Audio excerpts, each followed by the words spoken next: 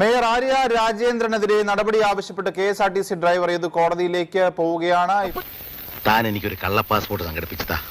ഞാൻ വല്ല മലയാളിലോ സിംഗപ്പൂരിലോ എവിടെങ്കിലും പോയി വല്ല കൂലിപ്പണിയും ചെയ്ത് ജീവിച്ചോളാം. ആര്യ രാജേന്ദ്രൻ നേരിട്ടതിന് സമാനമായ അനുഭവം മാസങ്ങൾക്ക് മുൻപേ ഇതേ ഡ്രൈവറായ യദുവിൽ നിന്ന് തനിക്കും നേരിടേണ്ടി വന്നിട്ടുണ്ടെന്ന് റോഷന. ഫൂളിഷ് ലൈസ് ഒക്കെ എല്ലാവരും വിശ്വസിക്കുമെന്ന് വിചാരിച്ചിട്ടാ സ്വന്തം ഇഷ്ടത്തിന് തട്ടിവിടുന്ന നാക്കെടുത്താന്നാണേ പറയൂ. ആ ഒരു വർഷം മുമ്പ് നടന്നൊരു സംഭവത്തിൽ മോശമായി പെരുമാറിയ ഒരാളുടെ മുഖം ഒരു വർഷം കഴിഞ്ഞ് ഫോട്ടോ കണ്ടപ്പോൾ തന്നെ അത് കൃത്യമായിട്ടും എങ്ങനെ ഊഹിച്ചെടുത്തു?